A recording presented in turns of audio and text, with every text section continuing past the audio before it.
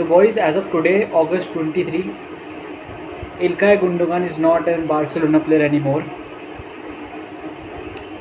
Ilkay Gundogan has joined Man City on a free transfer. Free transfer, yes, free transfer. अब इसके अंदर बहुत सारी चीज़ें चल रही हैं. क्या प्लान्स थे, इल्काय गुंडोगान क्यों गया, क्या इल्काय गुंडोगान को मतलब धक्का मार के बाहर गया या वो अपनी उससे गया. But anything, before I say anything, I would like to say that Ilkay Gundogan is a professional footballer and a good person. Ilkay Gundogan ने आज अपनी इंस्टाग्राम की पोस्ट पे डाला कि थैंक यू कूलर्स, मैं अपनी वजह से मैं क्लब को अपने से आगे रखता हूँ. ठीक है, गुंडोगान ने अपने इंस्टाग्राम की पोस्ट के अंदर डाला, तुम चाहे तो इंस्टाग्राम खोल के देख सकते हो ये.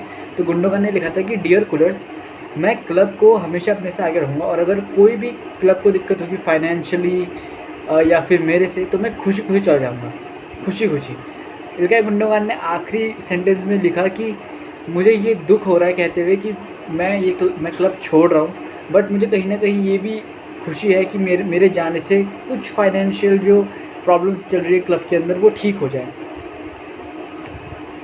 And he left.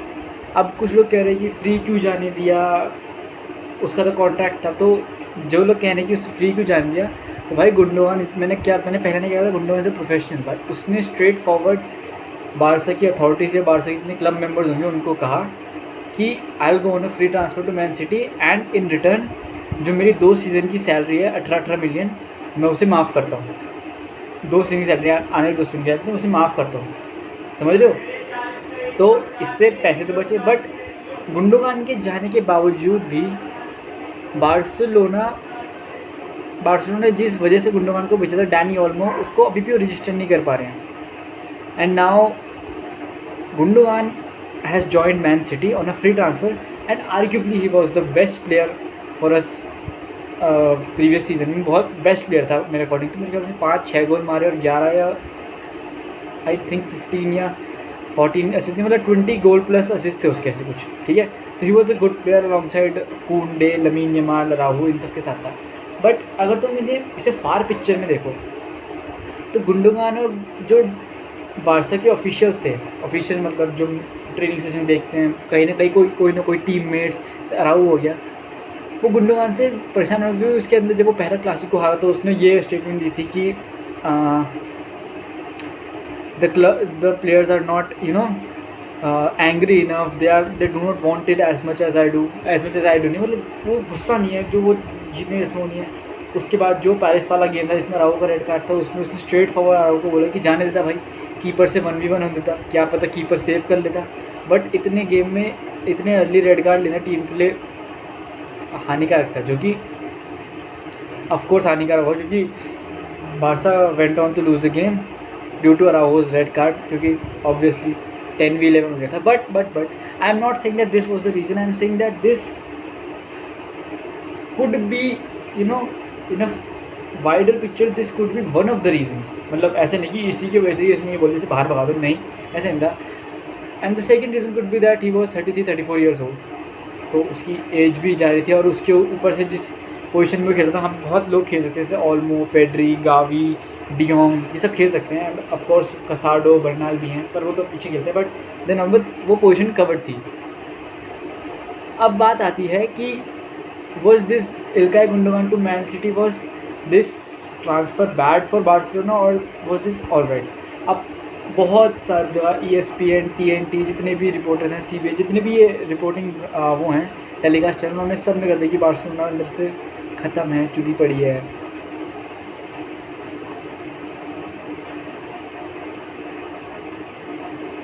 कि बार्सिलोना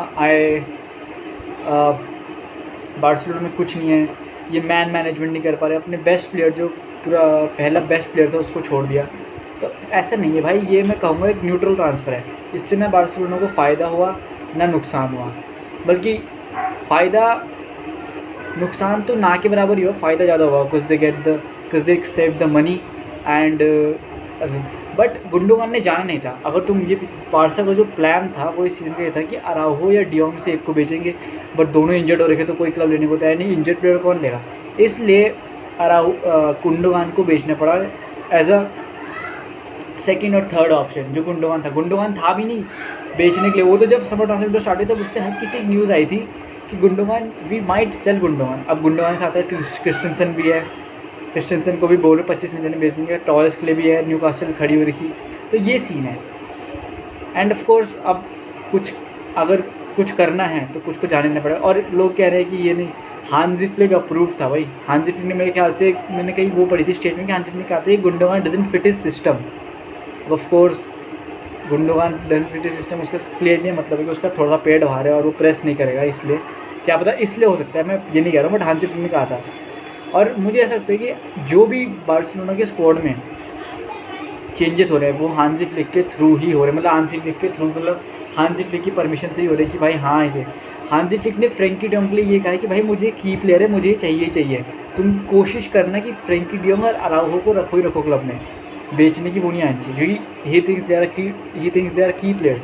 तो समझो तुम हांजी फ्लिक, मतलब उसकी आइडियोलॉजी सिंपल है कि भाई उसे फ़र्क नहीं पड़ता कौन उसकी नेशनैलिटी का है, कौन जर्मनी का, उसे चाहिए कि भाई मेरे लिए प्लेयर्स, मतलब जो प्लेयर्स मुझे चाहिए वो मैं खिलाऊँ, और जो अगर ना हो क्लब में वो भी चलेंगे। He has even given chance to Ansu Fati, भाई उसमें फाती पे भी भरोसा करता है वो। एंड